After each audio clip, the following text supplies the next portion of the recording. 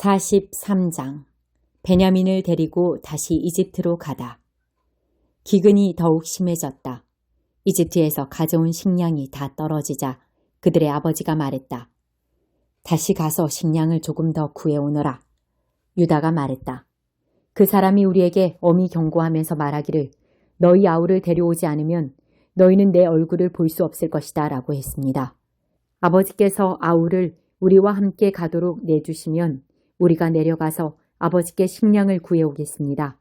하지만 아버지께서 그렇게 하지 않겠다고 하시면 우리는 가지 않겠습니다. 간다고 한들 무슨 소용이 있겠습니까? 그 사람이 우리에게 너희 아우를 데려오지 않으면 너희는 내 얼굴을 볼 수 없을 것이다 하고 말했으니 말입니다. 이스라엘이 말했다. 너희는 어찌하여 내 인생을 이토록 고달프게 하느냐? 도대체 어쩌자고 또 다른 아우가 있다는 말을 했느냐? 그들이 말했다. 그 사람이 우리를 심하게 다그치며 너희 아버지는 살아계시느냐? 너희에게 또 다른 아우가 있느냐 하고 우리 가족에 대해 꼬치꼬치 캐묻기에 그렇다고 대답한 것입니다. 그 사람이 너희 아우를 이리로 데려오너라 하고 말할 줄 우리가 어찌 알았겠습니까? 유다가 아버지 이스라엘에게 재촉했다. 제가 책임질 테니 그 아이를 보내주십시오. 우리가 곧 떠나야겠습니다. 우리가 가지 않으면 우리 가족 모두가 굶어 죽게 됩니다. 우리도 아버지도 우리 자녀도 다 죽게 될 것입니다. 그 아이의 안전을 제가 모두 책임지겠습니다. 그 아이의 생명과 제 생명을 맞바꾸겠습니다. 제가 그 아이를 무사히 데려오지 않으면 제가 죄인이 되어 모든 죄를 달게 받겠습니다. 우리가 이렇게 꾸물거리지 않고 갔더라면 벌써 2번은 다녀왔을 것입니다. 아버지 이스라엘이 마지못해 응했다. 정 그렇게 해야만 한다면 이렇게 하여라. 이 땅에서 나는 가장 좋은 토산물을 너희 자루에 넣어 가서 그 사람에게 선물로 드리거라. 향유와 꿀, 향료와 향수, 유향나무 열매와 감 복숭아도 얼마 가져가거라. 돈도 넉넉히 챙겨서 너희 자루에 담겨있던 액수의 2배를 가져가거라. 분명히 착오가 있었을 것이다. 너희 아우를 데리고 출발하여라. 그 사람에게 다시 가거라. 너희들이 그 사람 앞에 설 때 강하신 하나님이 은혜를 베푸셔서 그 사람이 너희의 다른 형제와 베냐민을 함께 돌려보내주면 더없이 좋겠구나. 내게는 이제 남은 것 하나도 없다. 다 잃어버렸다. 그들은 선물을 마련하고 돈을 2배로 챙겨서 베냐민을 데리고 갔다. 그들은 지체하지 않고 이집트로 가서 요셉을 만났다. 그들이 베냐민을 데려온 것을 보고 요셉이 자기 집 관리인에게 말했다. 이 사람들을 집으로 데려가서 편히 쉬게 해주어라. 짐승을 잡고 식사를 준비하여라. 내가 그들과 점심을 함께 할 것이다. 관리인은 요셉이 말한 대로 그들을 집 안으로 데리고 들어갔다. 그들은 안내를 받아 요셉의 집으로 들어가면서 불안에 휩싸여 생각했다. 그 돈 때문이야. 그 사람은 우리가 처음 이곳으로 내려왔을 때 그 돈을 가지고 도망쳤다고 생각하는 거다. 이제 그가 원하는 곳에서 우리를 붙잡았으니 우리를 종으로 삼고 우리의 나귀를 몰수하려는 거야. 그래서 그들은 요셉의 집 관리인에게 다가가 그 집 문 앞에서 말했다. 주인님, 들어보십시오. 저희는 지난번에 식량을 사러 여기에 내려왔던 사람들입니다. 집으로 돌아가던 날 밤에 자루를 열어보니 자루에 저희 돈이 들어있었습니다. 저희가 지불한 액수 그대로였습니다. 저희가 그 돈을 고스란히 가져왔고 추가로 식량을 살 돈도 많이 가져왔습니다. 누가 저희 자루 속에 돈을 넣어 두었는지 저희는 모르겠습니다. 관리인이 말했다. 모든 것이 잘 되었으니 걱정하지 마십시오. 여러분의 하나님, 여러분 아버지의 하나님께서 여러분에게 덤으로 주신 것이 분명합니다. 나는 이미 여러분의 돈을 다 받았습니다. 그러고는 시므온을 데려와 그들에게 넘겨주었다. 관리인은 그들을 요셉의 집으로 데리고 들어가서 발 씻을 물을 주고 그들의 나귀에게 먹이를 주며 그들을 편히 쉬게 해주었다. 형제들은 요셉과 함께 식사할 것이라는 말을 듣고 정오에 그가 나타나기를 기다리며 가져온 선물을 펼쳐놓았다. 요셉이 집에 오자 그들은 가져온 선물을 그 앞에 내놓고 정중히 머리 숙여 절했다. 요셉이 그들을 맞이하며 말했다. 전에 너희가 말한 연로하신 너희 아버지는 안녕하시냐? 아직도 살아계시느냐? 그들이 말했다. 예, 주인님의 종인 저희 아버지는 지금도 살아계시고 아주 잘 지내십니다. 그러고는 다시 정중히 머리 숙여 절했다. 그때 요셉이 자기 어머니의 아들, 곧 자기 친동생 베냐민을 알아보고 그들에게 물었다. 전에 너희가 내게 말한 막내 아우가 이 아이냐? 그리고는 내 아들아, 하나님께서 네게 은혜 베푸시기를 빈다 하고 말했다. 요셉은 자기 아우를 보고 감정이 북받쳐 울음이 터져 나오려고 하자 급히 다른 방으로 들어가서 한참을 울었다. 그러고 나서 얼굴을 씻고 마음을 진정시킨 다음 상을 차리라고 말했다. 요셉은 따로 상을 받았고 형제들은 형제들끼리 이집트 사람들은 이집트 사람들끼리 식사하도록 상을 차리게 했다. 이집트 사람들은 히브리 사람들과 한 식탁에서 먹지 않았다. 히브리 사람들과 식사하는 것을 역겹게 여겼기 때문이다. 형제들이 안내를 받아 앉고 보니 요셉을 마주보고 마디에서부터 막내에 이르기까지 나이 순으로 앉게 되었다. 형제들은 이제 무슨 일이 벌어질까 의아해하며 놀란 눈으로 서로 쳐다보았다. 요셉은 각 사람이 먹을 음식을 자기 식탁에서 형제들의 접시로 나르게 했다. 베냐민의 접시에 담긴 음식은 다른 형들의 접시에 담긴 음식보다 훨씬 많았다. 형제들은 요셉과 함께 마음껏 먹고 마셨다. 13장 사이비 종말론자들. 예수께서 성전을 떠나시는데 제자 가운데 한 사람이 말했다. 선생님, 저 석조물과 건물들을 보십시오. 예수께서 말씀하셨다. 네가 이 웅장한 건축물에 감동하느냐?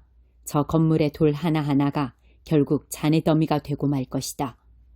이후에 예수께서 성전이 한눈에 내려다 보이는 올리브산에 앉으셨을 때 베드로와 야고보와 요한과 안드레가 그분께 따로 다가와 물었다.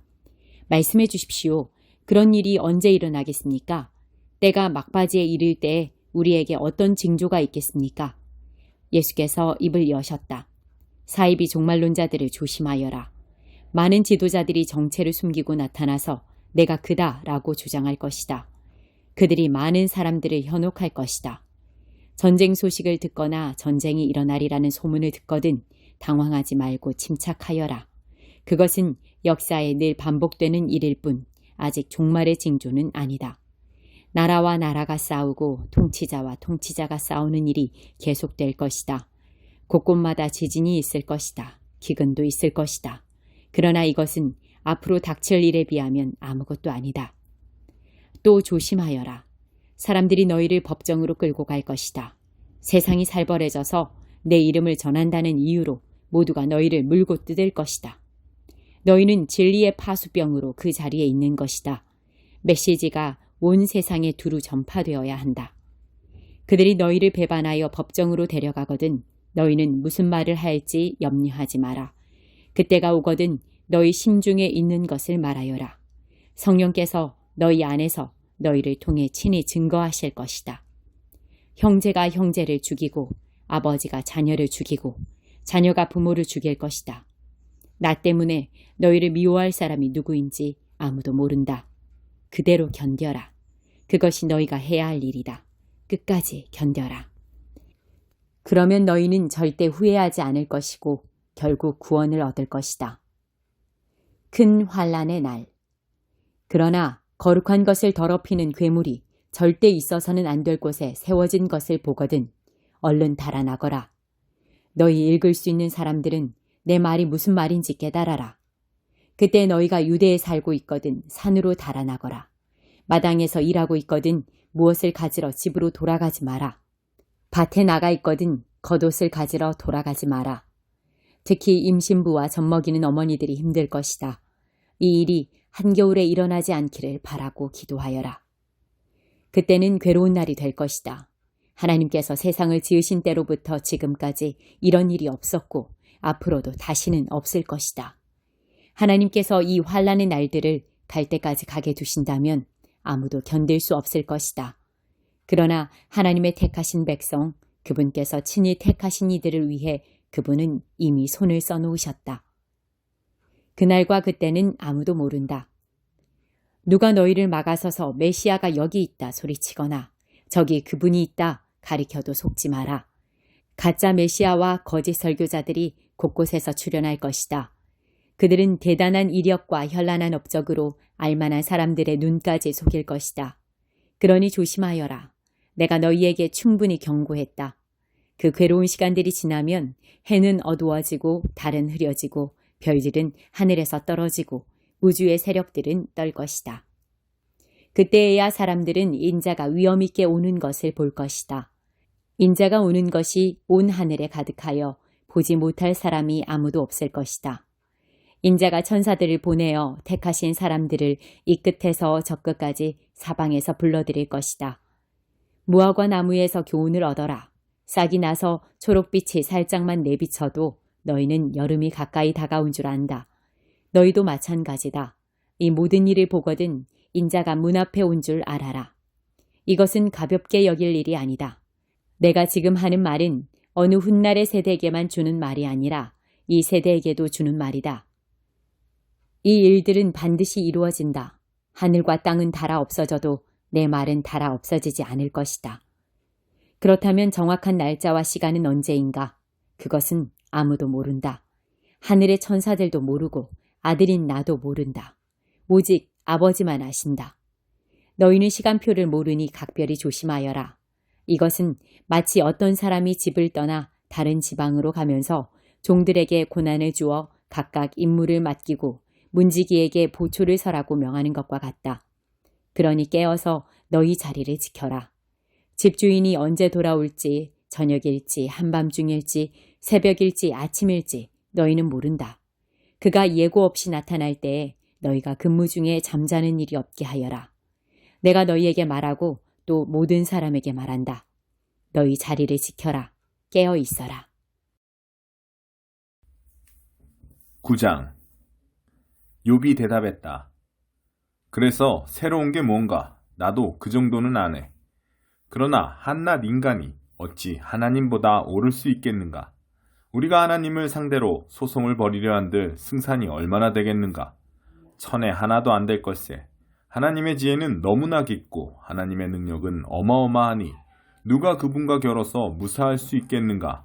그분은 산들을 눈 깜짝할 사이 옮기시고 내키면 산을 뒤엎기도 하신다네. 땅을 강하게 뒤흔들어 그 기초까지 진동하게 하시지. 해에게 비치지 마라 하시면 그대로 되고 별들을 덮어 가리신다네. 홀로 하늘을 펼치시고 바다 물결 위를 성큼성큼 걸으시네. 북두칠성과 오리온자리, 묘성과 남방 별자리들을 만드셨네. 그분은 우리가 이해하지 못할 큰 일들을 행하시고 그분의 기적은 이루다 헤아릴 수 없어. 하나님이 내 앞으로 바로 지나가신다 해도 나는 그분을 볼 수 없네. 은밀하지만 분명히 일하시는데도 나는 눈치채지 못한다네. 하나님이 자네들 소유를 몽땅 털어가신다 한들 누가 그분을 막을 수 있겠나? 누가 지금 뭐 하시는 겁니까 하고 항의할 수 있겠나? 하나님은 진노를 돌이키지 않으시니 용이 낳은 괴물들도 그분 앞에서는 꼼짝 못하네. 그러니 내가 어떻게 그분과 논쟁을 벌이며 그분의 마음을 움직일 변론을 내놓을 수 있겠는가? 내가 결백하다 해도 입증할 수 없으니 고작해야 재판관의 자비를 빌 수 있을 뿐이야. 내가 하나님을 부를 때 그분이 친히 대답하시면 그때 비로소 나는 그분이 내 말을 들으셨다고 믿겠네. 하지만 현재로서는 하나님이 나를 여기저기 치시고 까닭없이 마구 때려 멍들게 하신다네. 그분은 내게 숨 돌릴 틈도 주지 않으시고 괴로움에 괴로움만 더하시지. 힘으로 결판을 보려 하면 그분이 강하시니 승부는 뻔하네. 재판에서 정의를 가려보려고 한들 누가 감히 그분을 소환하겠는가? 내가 결백하다 해도 내 입에서 나오는 모든 말이 날 유죄로 보이게 만들 거네. 내가 흠이 없다 해도 무죄를 항변할수록 더 나쁜 놈으로 보일 거야. 나를 믿어주게. 난 결백하네. 뭐가 어떻게 돼가는 건지 모르겠네. 도무지 살고 싶지가 않아. 어떻게 살든 결과가 마찬가지라면 하나님이 착한 사람과 나쁜 사람을 한꺼번에 멸하신다는 결론을 내릴 수밖에 없지 않은가? 재앙이 닥쳐 사람들이 갑자기 죽어나가도 하나님은 무지한 자들의 절망을 팔짱 끼고 지켜만 보신다네. 하나님은 악한 자들에게 세상을 맡기시고 옳고 그름을 분간하지 못하는 재판관들을 세우시네. 이것이 하나님 책임이 아니라면 누구 책임이란 말인가? 시간이 얼마 안 남았고 남은 생애가 쏜살같이 달려가니 그 속도가 너무나 빨라 좋은 일을 볼 겨를이 없습니다. 그 지나가는 것이 돛을 올려 바람을 받으며 달리는 배 같고 먹잇감을 향해 내리닫는 독수리 같습니다. 이 모든 것을 다 잊고 밝은 면만 보면서 억지 웃음이라도 지어야지 하고 말해보지만 주께서 나를 봐주지 않으실 것이 분명하니 이 고통은 창자 속 왕모래처럼 나를 계속 괴롭힐 것입니다. 유죄 판결이 이미 내려졌으니 항의하고 항소한들 무슨 소용이 있겠습니까? 온몸을 북북 문지르고 때가 잘 빠지는 비누로 아무리 깨끗이 씻어도 부질없을 것입니다. 주께서 나를 돼지우리에 밀어넣으셔서 누구도 견디지 못할 악취를 풍기게 하실 테니까요. 하나님과 나는 대등하지 않으니 그분을 상대로 소송을 벌일 수 없구나. 동등한 존재로 같이 법정에 들어갈 수가 없구나. 하나님과 나 사이에 개입하여 내가 살 기회를 열어주고 내 멱살을 틀어진 하나님의 손을 풀어 이 두려움에서 벗어나 다시 숨을 쉴 수 있게 해줄 중재자가 있다면 얼마나 좋을까. 그러면 목소리 높여 내 사정을 거침없이 말하련만 지금 상황에서는 그렇게 할 도리가 없구나. 13장 그리스도인과 세상 권세. 훌륭한 시민이 되십시오. 모든 정부는 다 하나님의 주권 아래 있습니다. 평화와 질서가 있다면 거기에는 하나님의 질서가 있는 것입니다. 그러므로 책임성 있는 시민으로 사십시오. 만일 여러분이 국가에 대해 무책임하다면 여러분은 하나님과의 관계에 있어 무책임한 것이며 하나님은 여러분에게 책임을 물으실 것입니다. 정당하게 세워진 권력기관이라면 여러분이 정당하지 못한 일을 하고 있지 않는 한 무서워할 이유가 없습니다. 건전한 시민이라면 아무것도 두려워할 것이 없습니다. 여러분은 정부와 좋은 관계이기를 원하십니까? 책임 있게 사는 시민이 되십시오. 그러면 아무 문제가 없을 것입니다. 정부가 하는 일은 여러분에게 득이 될 것입니다. 그러나 만일 여러분이 법을 사방팔방으로 어기고 다닌다면 조심하십시오. 경찰은 그저 멋으로 있는 것이 아닙니다. 하나님은 질서를 유지하는 일에 관심이 있으시고 그분은 그 일에 그들을 사용하십니다. 이것이 여러분이 책임있게 살아야 하는 이유입니다. 단순히 벌을 피하기 위해서가 아니라 그렇게 사는 것이 바른 것이기 때문입니다. 여러분이 세금을 내는 이유도 바로 이것입니다. 질서가 유지되도록 하기 위해서입니다. 시민으로서 여러분의 의무를 다하십시오. 세금을 내고 청구서를 지불하고 지도자들을 존중하십시오. 여러분은 서로에 대해 지고 있는 커다란 사랑의 빚 말고는 더는 빚을 지지 마십시오. 여러분이 사람을 사랑하면 여러분은 율법의 최종 목적을 완성하는 것입니다.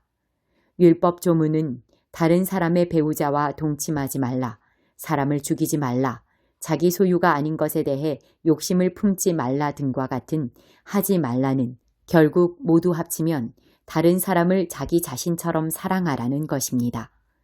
여러분이 사랑하고 있다면 여러분은 결코 잘못할 수 없습니다. 율법 조문에 들어있는 모든 것을 합치면 그 합은 바로 사랑입니다. 그날 해야 할 일에 너무 열중해 지친 나머지 그만 지금이 어떤 때인지 잊고 살아서는 안 됩니다. 하나님을 망각하고서 꾸벅꾸벅 졸며 살지 않도록 조심하십시오. 이제 밤이 끝나고 새벽이 밝아오고 있습니다. 일어나서 하나님이 하고 계신 일에 눈을 뜨십시오. 이제 하나님께서 우리가 처음 믿었을 때 시작하신 그 구원 사역에 마무리 손질을 하고 계십니다. 우리는 1분도 시간을 허비할 수 없습니다. 천박하고 방종한 생활을 하면서 음탕하고 방탕하게 살면서 말다툼이나 일삼고 눈에 보이는 것이면 무엇이든 탐내면서 이 소중한 낮 시간을 허비할 수 없습니다. 잠자리에서 일어나 옷을 차려 입으십시오. 꾸물거리지 마십시오. 그리스도를 옷 입고 당장 일어나십시오.